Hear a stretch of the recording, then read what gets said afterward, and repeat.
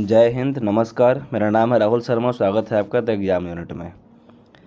आज का ये वीडियो जो है वो पाचन तंत्र पे वीडियो है, डाइजेस्टिव सिस्टम पे। और ये क्वेश्चन हमेशा क्लास में, हमेशा एग्ज़ाम्स में पूछता है, किसी भी एग्ज़ाम में। और अगर आप इस वीडियो को पूरा देख लेते हैं तो मुझे लगता है कि आपका जो भी ऑब्जेक्टिव क्वेश्चन है किसी भी एग्ज़ाम के लिए, वो छूटेगा नहीं। इसमें महत्वपूर्ण बिंदु देखते हैं हम लोग। पहला आता है पाचन तंत्र। क्या है? Digestive system. बोल रहा है कि भोजन के अंतर्ग्रहण से लेकर मल त्याग तक एक तंत्र जिसमें अनेक अंग, जिसमें अगर हम बात करें अगर ग्रंथियाँ आदि शामिल होते हैं तो ये सामंजस्य के साथ कार्य करते हैं और यही हमारा पाचन तंत्र भी कहलाता है। दूसरा टॉपिक इसमें है, बोल रहा है कि पाचन क्या है। तो जटिल पोषक पदार्थों व बड़े अणुओं को विभिन्न रासायनिक क्रियाओं तथा एंजाइमों की सहायता से सरल, छोटे व घुलनशील पदार्थों में परिवर्तन करने की प्रक्रिया जो है वो क्या है? पाचन कहलाता है। ठीक है, आगे देखते हैं हम लोग। अगला क्या है? आहार नाल क्या होता है? Alimentary canal. इसे पोषण नाल भी कहते हैं और इसकी लंबाई लगभग 8 से 10 मीटर होता है। आहार नाल की अगर बात करें कुछ प्रमुख भाग का तो देख लेते हैं। पहला आता है इसमें मुख, फिर ग्रसनी, फिर ग्रास नली, फिर आमाशय, फिर छोटी आंत, फिर बड़ी आंत और फिर मल द्वार। ये आपका 7 इसमें जो है वो पार्ट है। जो पार्ट किसका है? आपका इसमें आहार नाल का जो है वो पार्ट इसमें है। आगे देखते हैं हम लोग इसमें। अगला बोल रहा है कि पाचन ग्रंथियाँ क्या होती है। तो ये पाचन ग्रंथियाँ जो होती है वो 3 टाइप की होती है। ये लार ग्रंथियाँ, यकृत ग्रंथि और अग्नाशय। आगे देखते हैं इसमें। अब बोल रहा है 5 नंबर टॉपिक है इसमें, सवर्णीय पेशियाँ, जिसका हम लोग सीहेंटर्स बोलते हैं। विभिन्न स्तरों पर सवर्णीय पेशियाँ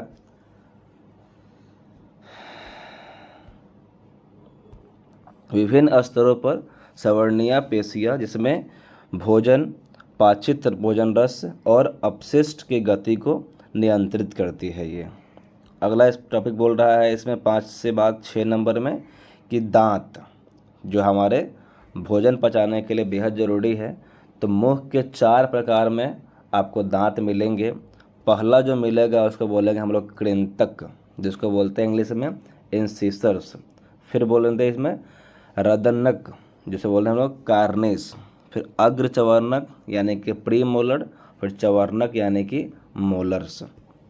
देखते हैं, बोल रहा है ऐसा मानव में मसूरों तथा दांतों के स्थिति को गर्दंती यानी कि ये आपका इसमें टेक्टोडेंट कहते हैं। और मनुष्य में द्विबारवर्ती, जिसको बोलते हैं डाइफोडोनेंट व विषम दंती दांत पाए जाते हैं। ये कुछ दांत का बोल रहा है टाइप में।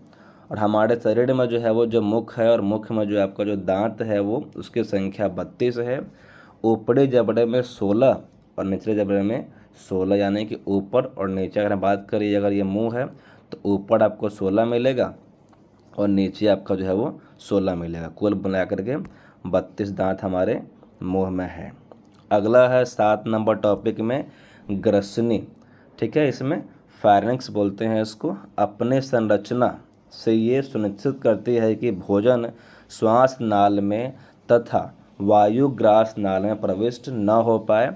यानी कि जो हमारा जो ये आगे देखेंगे जब मुंह में जब आगे जब निकलता है दांत से होकर के, जब खाना खाते हैं और ये आगे जब निकलता है तो ये 2 नली होता है हमारे गर्दन में। एक नली होता है भोजन का और एक नली होता है हवा का। तो भोजन जो है वो भोजन वाले नली में ही प्रवेश करे, हवा वाले में नहीं करे। ये कौन रोकता है? ग्रसनी इस चीज़ को देखता है। अगर हम बात करें ग्रसनी को तो बांटा गया है 3 भाग में।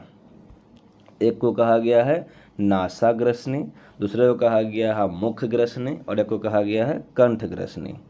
ठीक है, आगे देखते हैं हम लोग। 8 नाम बोल रहा है कि इसमें आमाशय। ठीक है, ये क्या है? तो इसका आकार जो होता है वो जे टाइप का होता है। इंग्लिश का जो अक्षर है जे, इसका जे के जैसा आकार होता है। और यह बोल रहा है कि 1 से 3 लीटर तक आहार को धारित कर सकता है। और आमाशय को बांटा गया है 3 भाग में। वो 3 भाग कौन कौन सा है? पहला कहा गया है इसमें कार्डिक या जठरागम भाग, दूसरा है जठर निर्गमी भाग और तीसरा है फंडिस भाग। ठीक है, आगे बोल रहा है इसमें 9 नंबर टॉपिक है छोटी आंत क्या है। स्मॉल इंटेस्टाइन, भोजन का सर्वाधिक पाचन तथा अवशोषण छोटी आंत में किया जाता है। और छोटी आंत को बांटा गया है 3 भाग में, ग्रसनी, अंग क्षुद्रांत और क्षुद्रांत, 3 पार्ट में बांट दिया गया है। अगला बोल रहा है 10 नंबर में कि बड़ी आंत क्या है, लार्ज इंटेस्टाइन। तो यह मुख्य रूप से जल व खनिज लवणों का अवशोषण कर अपाचित भोजन को मल द्वार से उत्सर्जित करते हुए बड़ी आंत को ये बाहर निकाल देता है। और ये बांटा गया है इसको 3 भाग में। इसको एक को कहा गया है इसमें अंधांत्र अथवा अंधानाल, फिर कहा गया है वृद्धांत्र और फिर मलाशय कहा गया है। ये बड़ी आंत को बांटा गया है 3 पार्ट में। अगला है टॉपिक 11 नंबर में पाचन ग्रंथियाँ, डाइजेस्टिव ग्लैंड्स।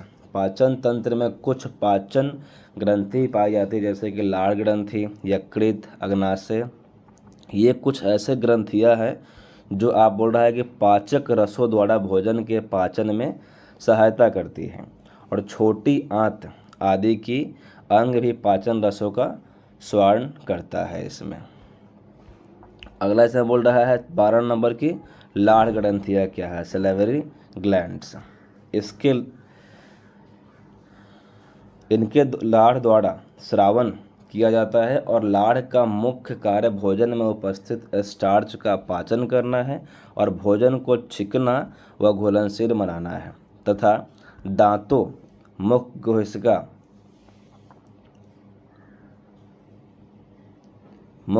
गोहिका व जीभ की सफाई करना है। और लाड़ ग्रंथि बांटा गया है 3 पार्ट में। अगला बोल रहा है इसमें क्या पार्ट 3 है, इसमें कर्णपूर्वी ग्रंथि, अधोजंभ जिसको हम लोग बोलते हैं अचुंबकीय लाड़ ग्रंथि, और ये अधोजिह्वा ग्रंथि। ये ग्रंथि है जो बांट दिया गया है इसमें लाड़ ग्रंथि को 3 टाइप से। अब कुछ विस्तृत विवरण है इसके बारे में देख लेते हैं। बोल रहा है इसमें कि मानव भोजन के द्वारा शरीर के लिए आवश्यक ऊर्जा एवं कायिक पदार्थ प्राप्त करता है। विभिन्न भोजन जैसे हम बात करें अगर अपने यहाँ अगर हम जो खाना खाते हैं तो क्या क्या मिलता है उसमें, तो हमको मिलता है प्रोटीन, कार्बोहाइड्रेट, वसा, विटामिन और खनिज और लवण। ये हमें भोजन से मिलता है। ये बोल रहा है कि भोजन में इनमें से अधिकतर घटक जटिल होते हैं। जटिल का मतलब है कि आसानी से ये नहीं पचने वाला होता है। इस अवस्था में होते हैं। बोल रहा शरीर में अवशोषण हेतु इन्हें सरलीकृत किया जाता है, मतलब आसान करके इसको आसानी से पच जाए ऐसा करना होता है शरीर को। और इस प्रक्रिया को संपादित करने हेतु भोजन के अंतःग्रहण से लेकर मल त्याग तक एक तंत्र जिसमें अनेकों अंग, ग्रंथियाँ आदि शामिल होते हैं, इस सामंजस्य को हम बोलते हैं पाचन तंत्र। ठीक है, अगला बोल रहा है इसमें कि पाचन में भोजन के जटिल पोषक पदार्थों व बड़े अणुओं को विभिन्न रासायनिक क्रियाओं द्वारा एंजाइम की सहायता से सरल, छोटे व घुलनशील पदार्थों में परिवर्तित किया जाता है।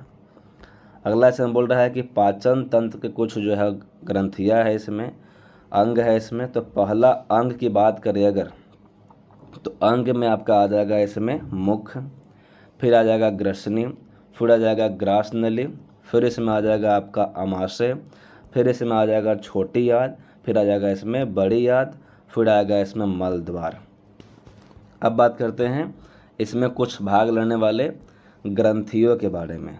ठीक है, तो ये आपका इसमें पहला आता है लाड़ ग्रंथि जिसको हम बोलते हैं सैलिवरी ग्लैंड्स। अगला है यकृत ग्रंथि जिसको लीवर बोलते हैं। फिर पेनक्रियाज है जिसको हम लोग अग्नाशय भी कहते हैं। ये सभी अंग मिल करके जो बनाता है इसको बोलते हैं आहार नाल, एलिमेंट्री कैनल का निर्माण करते हैं, जो मुख से शुरू होकर यानी कि मुंह से शुरू होकर के मल द्वार तक जाता है। और यह करीब करीब 10 से बात करें इसकी अगर लंबाई की तो लगभग 8 से 10 मीटर तक का होता है ये लंबा, और इसकी पोषण नाल भी कहा जाता है इसे, इस चीज़ को आप ध्यान रखेंगे। अगला क्या बोल रहा है कि आहार नाल के 3 प्रमुख कार्य हैं। अब ये कार्य देख लेते हैं क्या क्या है। पहला बोल रहा है इसमें कि आहार का सरलीकृत कर पचाना होता है, यानी कि आहार जो है वो खाना को आसान कर देता है, पचा देता है बेहतर तरीके से। अगला बोल रहा है कि पचित आहार का अवशोषण भी करता है, जो खाना पच चुका है उसका अवशोषण होगा। अगला बोल रहा है इसमें ग नंबर की आहार को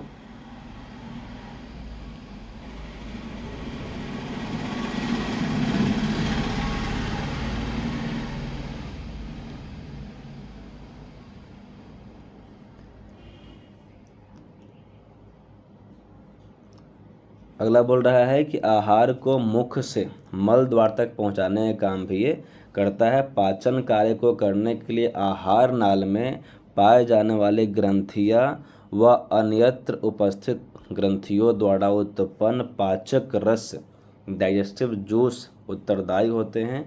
ये ऐसा जूस है जो हमारे होता है पाचन तंत्र में, और ये हमारे खाना को पचाने में हेल्प करता है। बोल रहा है कि ये पाचक रस विभिन्न रासायनिक क्रियाओं द्वारा भोजन को सरलीकृत कर उसे शरीर द्वारा ग्रहण किए जाने वाले के रूप में परिवर्तित करता है। और पाचित भोजन रस की में घटक जो होते हैं, अगर हम बात करें तो प्रोटीन हो जाएगा, कार्बोहाइड्रेट हो जाएगा, वसा हो जाएगा, लवण हो जाएगा, विटामिन है, जल है, ऐसे कुछ आपको इसमें मिल जाएंगे। बोल रहा है कि इन पोषक तत्वों को आहार नाल के विभिन्न घटक विशेष कोशिकाओं की मदद से अवशोषित करते हैं, और मुख्य से ग्रसित भोजन की अपनी लंबी यात्रा के बाद बोल रहा है कि विभिन्न पेशियों से संकुचित व विस्तार गति से होते हुए विभिन्न स्तरों पर सवर्णीय पेशियाँ भोजन पाचित भोजन रस अवशिष्ट की गति को नियंत्रित करते हैं, यानी कि जो हम खाना खाते हैं उसके खाना के पचने के स्पीड को ये मेंटेन करता है। अगर खाना पच गया तो उसको बाहर कैसे निकालना है उसके लिए ये हेल्प करता है।